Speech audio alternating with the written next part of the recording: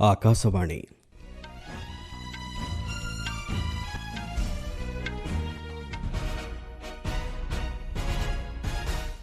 संवाद पढ़ुछन्ति चंदन घोष।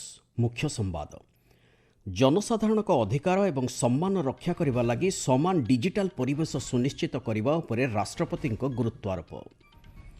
शहीद मानक निस्वार्थपर प्रचेष्टा जोगु ही आसाम अनन्य संस्कृति एवं परिचय अक्षुण्ण रही पारिछि कहिले प्रधानमंत्री। मस्कोठारे अनुष्ठित एकविंशतम भारत रूस आंत सरकारी आयोग बैठक में प्रतिरक्षा मंत्री और तांको रूस प्रतिपक्ष कले सह अध्यक्षता। विभिन्न खाद्यशस्य पाणीपाग एवं जल संपर्कित तथ्य संग्रह करने लगी उद्दिष्ट डिजिटल कृषि मिशन को केंद्र कैबिनेट मंजूरी। एवं ओमान मस्कट्रे चलिथिबा महिला जूनियर एशिया कप हॉकी प्रतियोगितार फाइनाल रे आसंता काली भारत भेटिबो चीन को। साइबर अपराध और जलवायु परिवर्तन वर्तमान मानविक अधिकार प्रति नूतन विपद बोली राष्ट्रपति द्रौपदी मुर्मू मत व्यक्त करिसेंति। आज मानव अधिकार दिवस अवसर में नुआदिल्ली ठारे जातीय मानव अधिकार आयोग द्वारा आयोजित एक स्वतंत्र समारोह को संबोधित कर राष्ट्रपति यह कहते समस्त अधिकार एवं सम्मान रक्षा करने लगी समान डिजिटल परिवेश सुनिश्चित करने उपरे श्रीमती मुर्मू गुरुत्वारोप करिसेंति। से कहते डिजिटल जुग परिवर्तनशील, तेबे साइबर अपराध, डिफेक, गोपनीयता एवं भूल तथ्यर प्रसारण भली समस्या एक उद्वेगजनक स्थिति सृष्टि करिछि।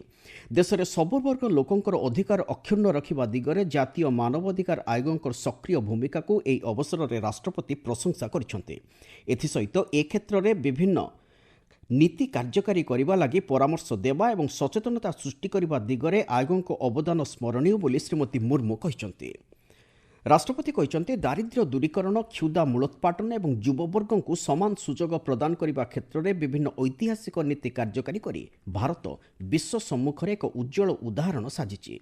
ଏହି ଅବସରରେ ରାଷ୍ଟ୍ରପତି ଜାତୀୟ ମାନବାଧିକାର ଆୟୋଗଙ୍କ 3ଟି ସ୍ମରଣିକା ଉନ୍ମୋଚନ କରିଛନ୍ତି। ଏଠାରେ ସୂଚନା ଦିଆଯାଇପାରେ ସାରା ବିଶ୍ୱରେ ମାନବାଧିକାର ସୁରକ୍ଷା ନିମନ୍ତେ 1948 ମସିହା ଆଜିର ଦିନରେ ଜାତିସଂଘ ସାଧାରଣ ସଭା ଦ୍ୱାରା ମାନବାଧିକାର ସମ୍ପର୍କିତ ଘୋଷଣାନାମା ଗ୍ରହଣ କରାଯାଇଥିଲା। ଚଳିତ ବର୍ଷ ମାନବାଧିକାର ଦିବସର ବିଷୟବସ୍ତୁ ରହିଛି ଆମ ଅଧିକାର ଆମ ଭବିଷ୍ୟତ ବର୍ତ୍ତମାନ। प्रधानमंत्री नरेंद्र मोदी कहते शहीद दिवस होछि आसाम अभियान रे साहस प्रदर्शन करिथिबा तथा बलिदान देइथिबा वीर शहीद मानक स्मरण करिवार एक प्रकृष्ट समय। ए संपर्क में देइथिबा वार्तारे श्री मोदी कहते एही शहीद मानक निस्वार्थपर प्रचेष्टा जोगु ही आसाम अनन्य संस्कृति एवं परिचय अक्षुण्ण रही पारिछि। शहीद मानक साहस एक विकसित आसाम गठन दिगरे प्रत्येक व्यक्ति को प्रेरणा जोगाई थाए बोली प्रधानमंत्री उल्लेख करिसेंति। प्रतिरक्षा मंत्री राजनाथ सिंह तांको रूस प्रतिपक्षों सहित आज मस्कोठारे अनुष्ठित एकविंशतम भारत रूस आंत सरकारी आयोग बैठक में सह अध्यक्षता करिसेंति। ए अवसर में दुई नेता भारत और रूस मध्य प्रतिरक्षा और शिल्प क्षेत्र में सहयोग वृद्धि संपर्क में आलोचना करने सहित आपस स्वार्थ जड़ित विभिन्न समसामयिक आंचलिक और विश्वस्तरीय समस्या उपरे मध्य मत विनिमय करिसेंति। गत रविवार ठारू 3 दिनिया रूस गस्तरे थिबा श्री सिंह आज मस्कोठारे tomb of the unknown soldier ठारे श्रद्धांजलि अर्पण करिसेंति। गतकाली रूसर कालिनिनग्राड ठारे भारतीय नौसेनार आईएनएस तुस्रिल को सामिल करा जायछि। एहाको उभय देश मध्य थिबा बहुदिनर बंधुत्व पथरे एक उल्लेखनीय माइलस्टोन भाव अभिहित करने सह आत्मनिर्भर भारत अभियान को रूसर समर्थन थिबा एहा द्वारा प्रतिफलित हेउछि बोली प्रतिरक्षा मंत्री कहते।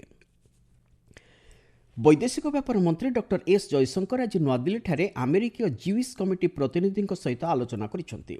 पश्चिम एशिया अंचल में सांप्रतिक स्थिति और विभिन्न क्षेत्र में थिबा भारत युक्तराष्ट्र अमेरिका द्विपक्षीय भागीदारी संपर्क में सेमाने आलोचना करिसेंति बोली डॉक्टर जयशंकर सामाजिक गणमाध्यम पोस्ट रे उल्लेख करिसेंति। स्मार्ट इंडिया हाकाथन 2024 सप्तम संस्करण ग्रांड फिनाले आसंता काली देशर 51टी केन्द्र में आरंभ हेबो। केंद्र शिक्षा मंत्री धर्मेंद्र प्रधान यह कार्यक्रम को आभासी जरिया उद्घाटन करेंगे। ग्रांड फिनाले रे 1300 रु अधिक छात्र अंशग्रहण करेंगे। आसंता काली ग्रांड फिनाले रे वीडियो कॉन्फ्रेंसिंग जरिया प्रधानमंत्री नरेंद्र मोदी यह समावेश को संबोधित करने सह युव प्रतिभा सह आलोचना करिवार कार्यसूची रही। आपण माने संवाद शुणुचंती आकाशवाणी। केन्द्र कैबिनेट विभिन्न खाद्यशस्य पाणीपाग और जल संपर्कित तथ्य संग्रह करने लगी उद्दिष्ट डिजिटल कृषि मिशन को मंजूरी प्रदान करछन्ते। एथिलागि 2817 कोटी टंका व्यय अटकल करा जायछि बोली कृषि और कृषक कल्याण मंत्री शिवराज सिंह चौहान आज लोकसभा सूचना दैछन्ते। ए संपर्कित एक प्रश्नर लिखित उत्तर में से कहते मोदी सरकार तृतीय पाळीर 100 दिन मध्य कृषक मानक कल्याण लगी विभिन्न उल्लेखनीय पदक्षेप ग्रहण करा जायछि। एथिसहित कृषि क्षेत्र में थिबा स्टार्टअप एवं ग्रामांचल उद्योगी को प्रोत्साहन देवा उद्देश्य 750 कोटी टंकार एक पांठी मध्य गठन करा जायछि बोली श्री चौहान कहते। 2015 ରୁ 2023 मसीहा मध्य देश में जक्ष्मा जनित मृत्युहार 21.4% ह्रास पाई बोली सरकार कहते। आज राज्यसभा ए संपर्कित प्रश्नर लिखित उत्तर दे स्वास्थ्य और परिवार कल्याण राष्ट्रमंत्री अनुप्रिया पटेल यही सूचना देते। से कहते गत 8 वर्ष मध्य जक्ष्मा जनित मृत्यु प्रति 1 लाख जनसंख्यार 28 रु ह्रास पाई 22 रे पहुंची। से भली जक्ष्मा संक्रमण हार मध्य इतिमध्य 17.7% ह्रास पाई। 2015 मसीह प्रति 1 लाख जनसंख्यार यह 237 थिबा बेले 2023 रे 195 को ह्रास पाई। जातीय स्वास्थ्य मिशन अधीन रे देशव्यापी जातीय जक्ष्मा मूलोत्पाटन कार्यक्रम कार्यकारी कराजिबा द्वारा एभली सफलता हासिल करा जायछि बोली श्रीमती पटेल कहते। देश में शहरीकरण प्रक्रिया 35% को वृद्धि पाई बोली सहरांचल और गृह निर्माण व्यापार मंत्री मनोहर लाल कहते। आज नुआदिल्ली एक सांबादिक सम्मेलन को उद्बोधन दे से कहते यह प्रक्रिया देश में क्रमागत भाव वृद्धि पाइबार लगी। आगामी किछि वर्ष मध्य यह 40 ରୁ 50% को छुई पारे बोली सरकार आशा करछन्ते। शहरीकरण वृद्धि प्रक्रिया द्वारा सहरांचल भित्तिभूमिर गुरुत्व मध्य वृद्धि पाउछि बोली श्री लाल कहते।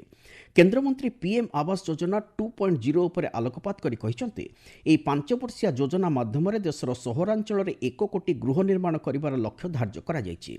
प्रथम पर्यायर मात्र 6 ରୁ 7% आवंटन करा जायछि, जहा द्वारा प्राय 7 लाख गृह निर्माण करा जिवो। एथिलागि समस्त प्रक्रिया शेष होइछि एवं चलित वर्ष एही घर निर्माण करा जाई हिताधिकारी को प्रदान करा जिवो बोली श्री लाल कहते। वरिष्ठ भारतीय प्रशासनिक अधिकारी संजय मालहोत्रा आसंताकाली ठारू भारतीय रिजर्व बैंक गवर्नर भावे दायित्व निर्वाह करेंगे।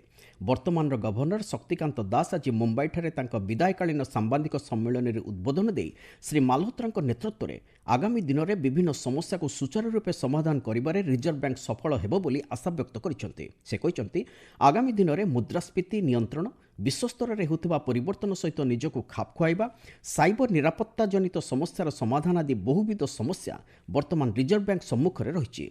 तेबे मिलित प्रचेष्टा द्वारा एसबू को नियंत्रण करा जाई पारिबो बोली श्री दास आशा व्यक्त करिसेंते। से कहते तांको कार्यकाल समय आरबीआई एक समन्वित परामर्श आधारित कार्यखसड़ा प्रस्तुत करथिला। प्रत्येक क्षेत्र में विशेषकर कोविड-19 महामारी समय आरबीआई विभिन्न प्रतिपक्षों सहित नियमित आलोचना माध्यम समस्यार समाधान करा जाउथिला। तांको कार्यकाल समय नूतन प्रजुक्ति विद्यार सुफल विभिन्न क्षेत्र में उपयोग करा जिबा सहित यूएलआई और यूपीआई प्रक्रिया, केंद्रीय बैंक डिजिटल मुद्रा पायलट प्रकल्प एवं आरबीआई अभिनवता हब प्रतिष्ठा आदि विभिन्न योजनार सुफल रूपायन करा जायथिला बोली श्री दास कहते। मुंबईर कुल्लाठारे गत राति बस दुर्घटना जनित मृत्यु संख्या 7 को वृद्धि पाई। या छड़ा 49 जन गुरुतर को विभिन्न हस्पिटाल चिकित्सा लगी भर्ती करा जायछि। इतिमध्य संपृक्त बस ड्राइवर को पुलिस गिरफ्त कर अदालत रे हाजर करिछि एवं अदालत आसंता 21 तारिख पर्यंत एही ड्राइवर को पुलिस हेफाजत रे रहिबा पई अनुमति दैछन्ते।